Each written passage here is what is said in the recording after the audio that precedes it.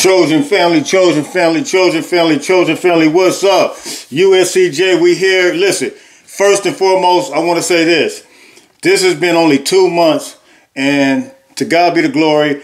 I hit 500 subscribers yesterday, and I want to thank all those who support me, all those who've been with me, who've been rocking with me since day one. It seemed like things is really kind of progressing and moving and grooving pretty quick.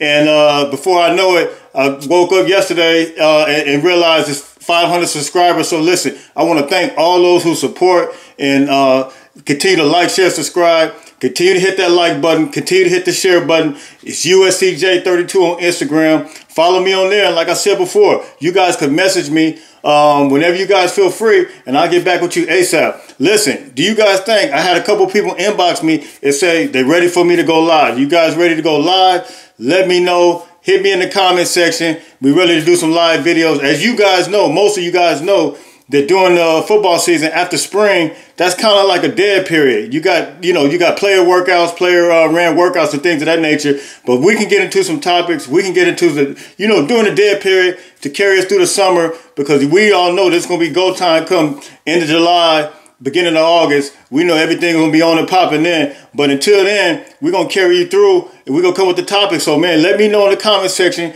You ready for me to go live? Let me know what comments you guys want to deal with, and we can get it going, man. So listen, like, share, subscribe, USCJ32 on Instagram. Hit me back. Feel free to hit me back. But we got to talk about this. The dust has settled. The dust has settled. The dust has officially settled. All spring practices is officially pretty much done. I think you got a few schools. I think UCLA, even though they had their spring game, still got a couple more practices and maybe a few. But for the most part, the dust has settled. All spring is over. Can we just, and you see the description, we want to re-rank the transfer portal. Now, you guys all know that I was furious when I seen the transfer portal when it came out, the ranking. 24/7 Sports came out with a ranking, and how they ranked this, I have absolutely no idea, because we know, all of us know, that we got the best player. We had the #1 player, quarterback, wise, as it relates to transfer portal, Caleb Williams. And we know that he, along with him, came with Mario Williams, and then you had Latrell McCutcheon. So when you look at those players, the impact of players and determining factor of how we rate these transfer players, if you look down the list, and we're going to go through this list of transfer portal players, we want to talk about this because we have got the #1 recruiting class as it relates to the transfer portal players. Now, here's the list right here. And I want to talk to you about, this, but we got to get into something else, something that I seen this morning, minding my own business. I seen this morning, and I couldn't believe what I was hearing. And, we got to address this. It's a major issue. It's some foul activity that's taking place. Once again, with all the news media outlets, it's some foul activity. USCJ is on the case. He's on the case, and there's some people, there's some stations, there's some media outlets that's under investigation for the suspect activity. And listen, the jury has found you guilty. I'm already going to tell you straight up. The jury has already found you guilty for suspect activity based upon the court's findings. Now check this out. Here's the transfer portal. Here's the transfer portal ranking. It was Ole Miss. They had USC #2. Ole Miss. They got Jackson Dart. They got Michael Trigg. They got some of our players, and they decided to rank them #1. But then we don't have good players, but then you still rank them #1 anyway, right? Supposedly we don't have good players in the Pac-12, but you rank them #1 anyway. So you got Ole Miss, USC, LSU, Oklahoma, Alabama, UCLA, South Carolina, #8 Texas, #9 Arkansas, and #10 Michigan State. So these are the top 10 transfer portal schools this past season. And we know about the composite. You put all that stuff together, and it's going to kind of boost up your recruiting rankings. But listen, as it relates to the transfer portal, how is it that they ranked Ole Miss the #1? But Jackson Dart, and I love Jackson Dart, don't get me wrong, but Jackson Dart had a horrible, they based the transfer portal off of some of the players that Ole Miss got. Jackson Dart had a horrible, as a matter of fact, he had a horrible spring game. As a matter of fact, Jackson Dart went for 11 for 30, 166, 2 INTs in the spring game for Ole Miss over the weekend. We talk about re-ranking these transfer portals. Then you had Jalen Daniels. LSU was ranked they got him ranked let's see again, #3. So it's Ole Miss, USC, LSU. So they got Ole Miss ranked they got LSU ranked #3, and Jalen Daniels, the Arizona State transfer, who just transferred from Arizona State to LSU, he went 3 for 9 and 68 yards. So can we just agree on this right now? Can we just agree that USC is the #1 transfer portal team? Being that Caleb Williams came out on fire, he was 9 for 9, 89 yards in the first half. No flaws, no nothing, no mistakes, no fumbles, no INTs. He came out clean and pure. And listen, we got to address a couple things, because I realized that as I woke up this morning and I looked at some of the media outlets and some of the things that they were saying about USC, it blew my mind. It blew my mind. So listen, I need you guys to like, share, subscribe, USCJ32 on Instagram, and tell me, how will you redo this transfer portal? Who would you put #1 through #10? Once again, it's Ole Miss #1, SC #2, LSU 3, Oklahoma 4, Alabama 5, UCLA 6, South Carolina 7, Texas 8, Arkansas 9, and Michigan State is 10. And I told you guys, Michigan State is still doing their thing. Michigan State #10 in the portal, but last year, remember, they overturned the roster in 1 year. I guess Mel Tucker said, look, if I'm gonna do it once, I'm gonna do it again. He talked about doing that transfer portal thing, overturning that roster. And if I'm not mistaken, somebody quote me in the comment section. Get me right if I'm not right. I think they went 10-2 or 11-2. So 1 year made a difference for Michigan State and Mel Tucker. And I like Mel Tucker. He came from Colorado. We played against him, and he went over to Michigan State. And 1 year changed that roster around. So look, like, share, subscribe, USCJ32 on Instagram. But we got to really address something. Because, like I said, it's an investigation. USCJ is investigating the media outlets, and I'm investigating their motives. Let me tell you why. Because when I woke up this morning, all I wanted to do was mind my business. I was going to go work out, get my workout on, and I'm going to the gym, and I'm listening to different little podcasts, different things. And sure enough, once again, we got the media outlets. We got the major media outlets. I'm going to tell you one for sure. 24/7 Sports is the main one. And so I get up and I'm listening to this thing, and they said we want to try to review the spring game. So they review it, and they say, oh, Oklahoma. So this is what they said about Oklahoma. And this blew my mind. It absolutely blew my mind. They didn't talk about the play on the field first. This is what they said. Oklahoma was impressive. I said, okay, Oklahoma's impressive. Let's listen to it. Let's hear what they did. Let's hear the numbers. Oklahoma was impressive. They had 75,000 people in the stadium. What? They had 75. And then I heard him proceed to talk about Oregon. Even Oregon had 40,000 people in the stadium. I said, wait a minute. Are we talking about the play on the field, or are we talking about stadiums? Like Allen Iverson said, we talk about practice, man. We talk about practice. No, we're talking about stadiums here. We're talking about stadiums. Are we really talking about stadiums? Now, see, I was always told that seeing is believing. So if people hear something and that they see something, they're going to perceive it that way. They're going to believe it that way. So here you are putting out that information, and we have what you call a diversion. Let me give you guys what the definition of diversion is, because we had a major diversion that took place this morning listening to these podcasts. It was a diversion. The definition of diversion is this: an instance of turning something aside from its course. Here's the second definition: an activity that diverts the mind from tedious or serious concern, a recreation of past time. Listen, they are recreating the landscape and conversation as it relates to college football. When do we start talking about the stadiums? When is the stadiums going to be our primary focus in the spring as it relates to spring and football? When do we care about stadiums as it relates to spring football?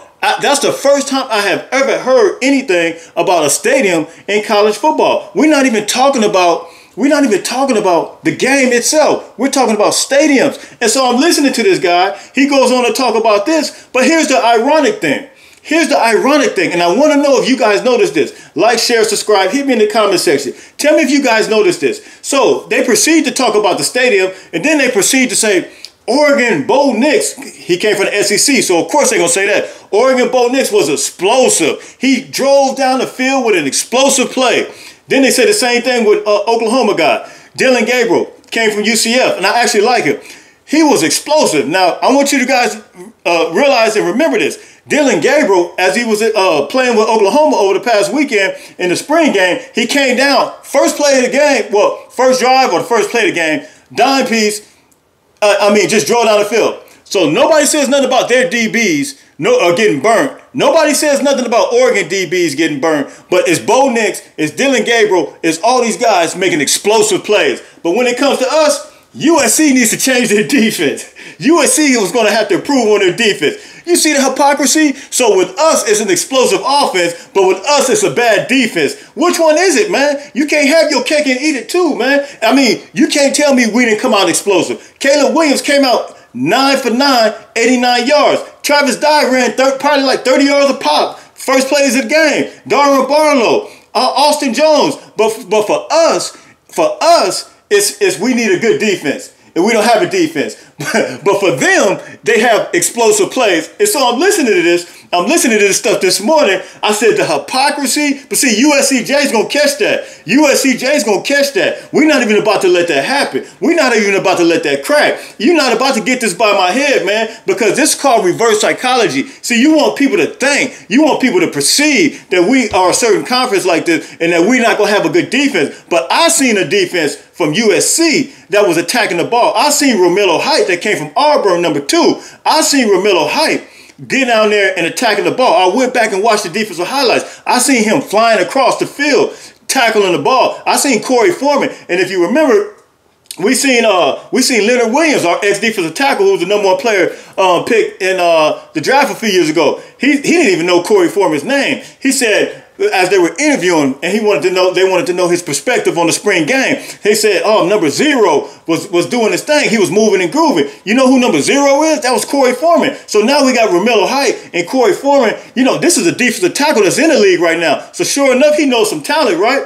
Sure enough, he knows some talent, right? But you guys on the media don't know no talent. And here's the ironic thing about it. And like I said, once again, I thank God for Joey Galloway and Robert Griffin II, the third, able to come and do some analysis on the field. They were on the field during the spring game. ESPN allowed them to come. They did proper analysis, and even out of their mouth, they said this. They said that USC's hand, yeah, USC, you could tell Lincoln Riley's hand is on USC. You can see the immediate reaction, the immediate turnaround from USC's production on the field. But these guys want to come talk about attendance and want to talk about stadiums. We had 33,700 some, and coincidentally, that's the biggest crowd we've ever had.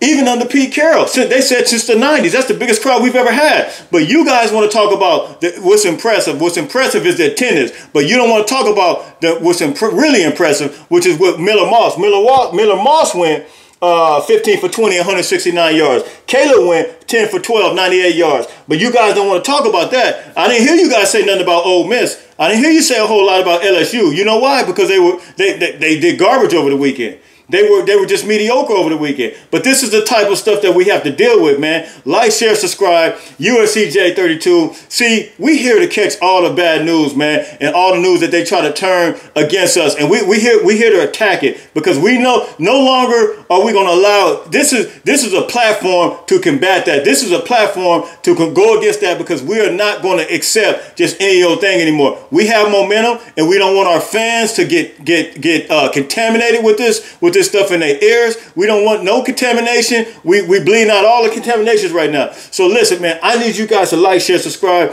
It's USCJ32. The dust is settled. Spring games are over. Who is in the lead for the transfer portal? Who should be #1 now for the transfer portal? Now that the product has been on the field, now the production has been shown on the field, now that the numbers is on the field, it doesn't look like Caleb Williams and Mario Williams, Mr. B. Like, share, subscribe, USCJ32. And listen, the transfer portal, like I told you, is heating up. It is heating up. Lincoln Riley said we're not done. We just got a commit yesterday from Ohio State, a safety. He had 59 tackles. He was doing his thing. He was a starter last year. Listen, we getting ready to move and groove with this thing, man. And so listen, these are some players. We can expect May 1st. May 1st is the deadline for the transfer portal. So we're going to hear a ton of players coming out of the portal. And coincidentally today, just today, we've heard transfer portal action. This is today. We had Alabama DB Kane Williams, 4-star. He just became in the portal.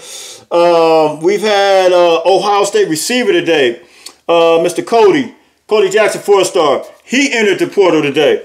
Of course, we got Arizona State linebacker who we expecting to commit to us. Then we got another Ohio State cornerback, Andre. He was a 4-star, but I think he just committed. I just seen it before I came on. I think he just committed to North Carolina, so we're going to take him off. Then we got a UCF receiver, Jalen Robinson. He went in 2020. He went 5 for 5. No, he went 55 attempts for 979 yards, completions rather, 979 yards in 2020. I'm getting ready to lock it down. I'm getting ready to shut it off. But listen, I need you guys to like, share, subscribe. USCJ32. But listen, this is the question I want to ask. This is a real question I want to ask. If you guys remember, in 2020, at the beginning of 2020, we had a pandemic. We came into a pandemic, a season of pandemic. We did not know whether we were going to play, what we were going to do on the field. We had no idea. And as we know, the SEC was the first ones to really start playing. They started having a couple people trickle into their stadiums. Then I think it was the Big 12. And then we had the Big 10 who came late in October. Then Pac-12 followed them. And do you guys remember in the stadium? Do you guys remember what was taking place inside the stadium? It was nobody there. It was nobody there. But you did not hear anybody waking up talking about the stadiums were empty. You know what they were doing? They were observing. They were making commentary on the product that was on the field, because that's all you could make. All you could do was make commentary on the product that was on the field. Nobody was talking about no stadiums. But see, this is the game that they be playing. This is the game that they be playing. It was nobody in these stadiums. For the most part, nobody said nothing about that. We were looking at the game. Can we talk about the game? Can we talk about the game? I need you guys to like, share, subscribe. USCJ32. We calling out everybody, man. We calling out everybody. We smashing everybody. We're not dealing with nothing. Look, our tolerance level is low. We're not even gonna deal with it no more. We got momentum in this program. We moving and grooving. Lincoln Riley's the captain of this ship, and we gonna roll with it, man. So listen, I need you guys to fight on. Keep throwing up the deuce. Like, share, subscribe. USCJ32. Hey, I'ma holler back.